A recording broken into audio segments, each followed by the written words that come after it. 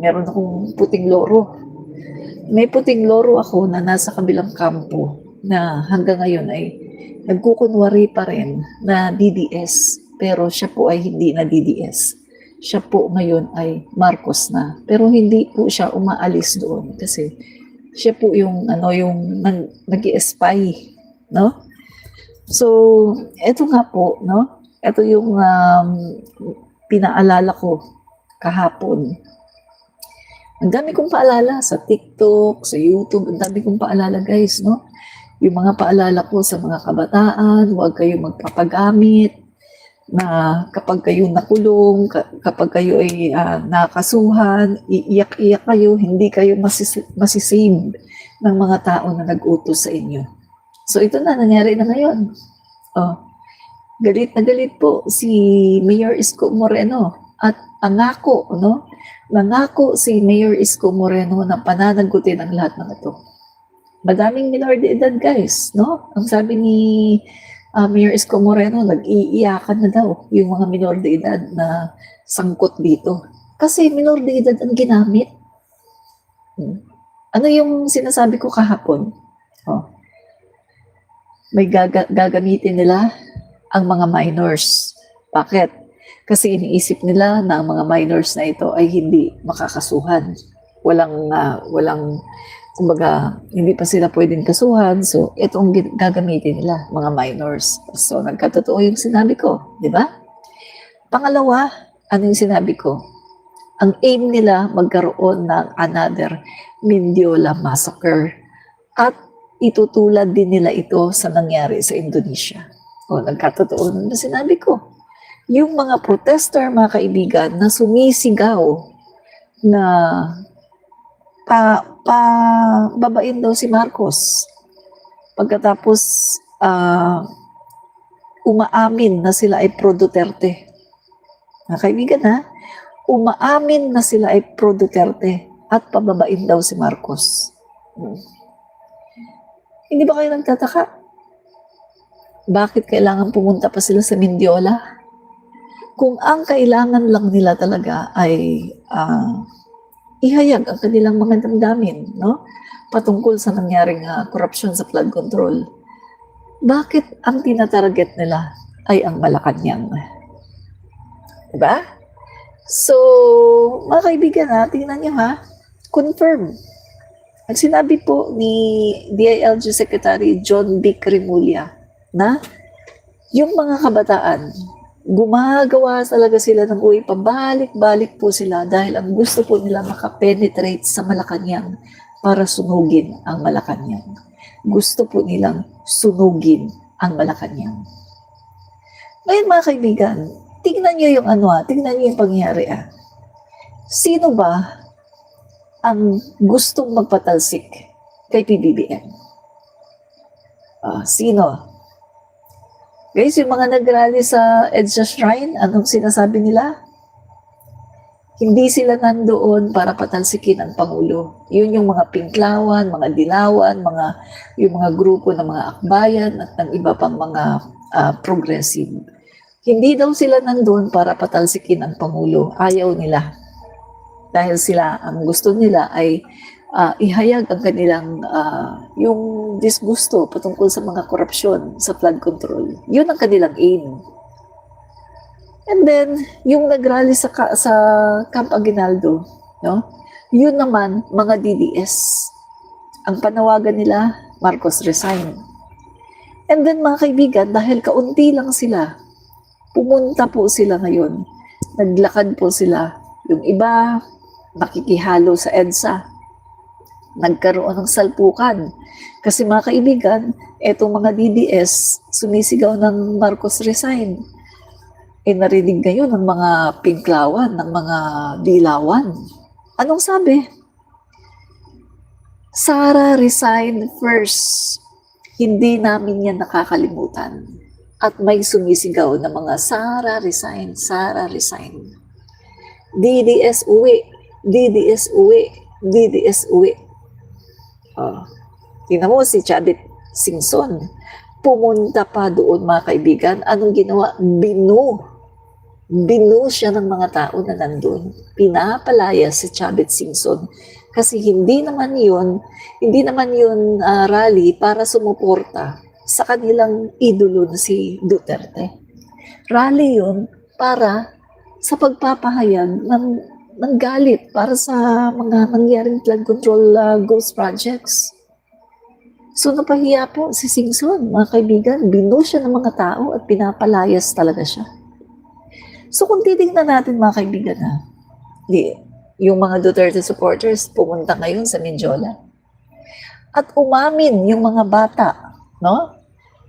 Nasa ABS-CBN guys, ABS-CBN, yung reporter habang siya ay nagre-report, nandun yung mga bata, mga nakaitim, at umamin sila na sila daw ay mga Duterte supporters.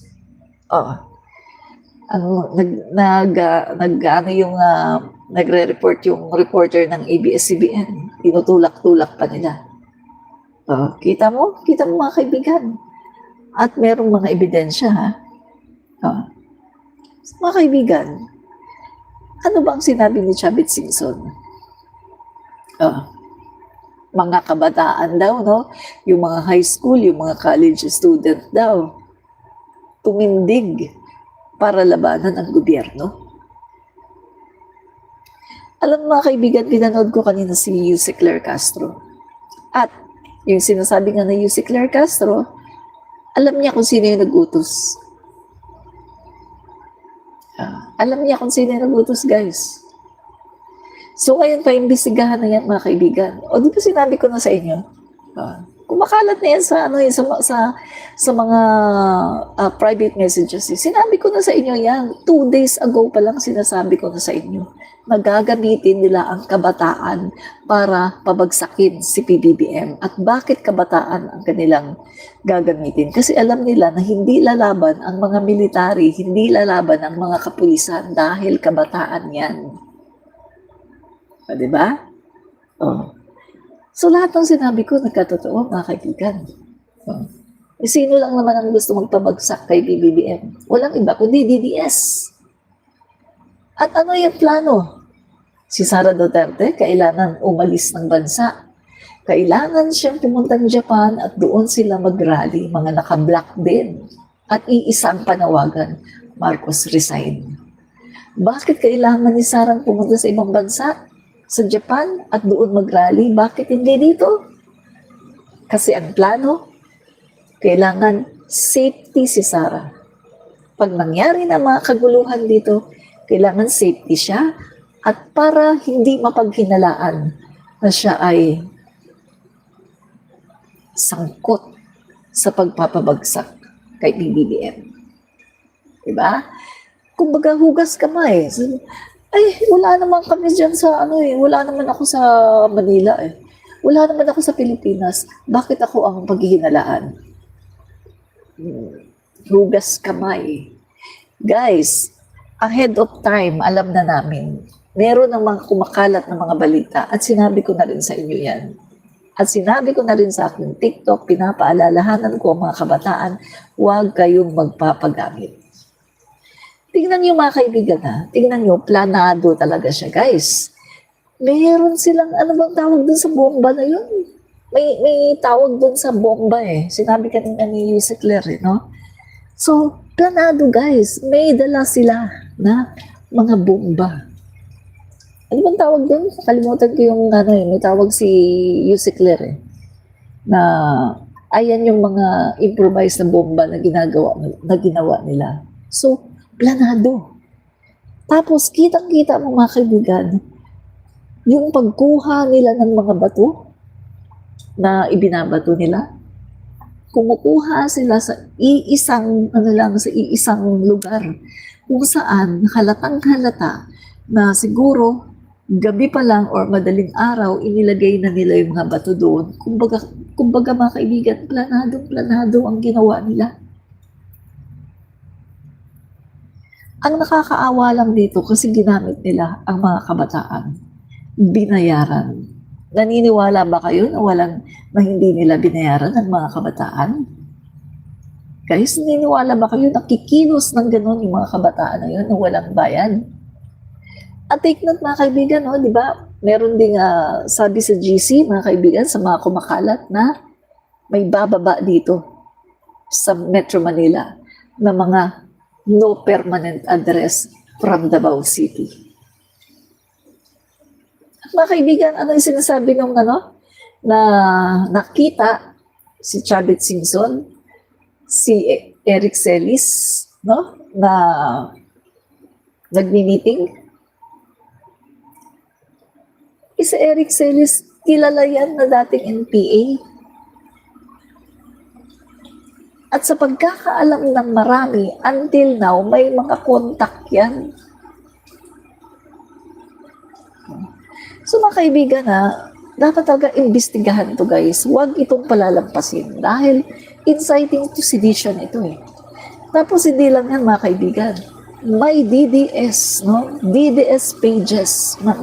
Page ng DDS mismong mismong page ng DDS mga kaibigan Sandali, papakita ko sa inyo Naghahamon ng talagang inciting to sedition. Talagang panununog, no? So, ipapakita ko sa inyo Okay. Grabe mga kaibigan, ang sama ng ugali ng mga DDS. Para lang sa kanilang sariling kapakanan, para lang sila ang kumbaga, maiupo lang nila sa pwesto, no? Si Sara Duterte, wala silang pakialam kahit anong mangyari. No? Grabe, napakasama ng ugali, no? Itong mga DDS na to. Grabe. Guys, hanapin natin. Okay. Wait, yung mga posts, guys, no, na talagang nagpapahiwatig, na talagang manununog talaga sila, guys. Ito yata yan.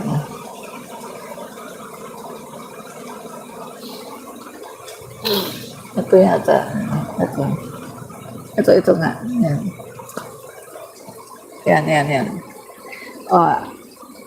Ito. Agent ng bayan. Anong sabi niya? Hindi kailangan ng entablado at mikropono.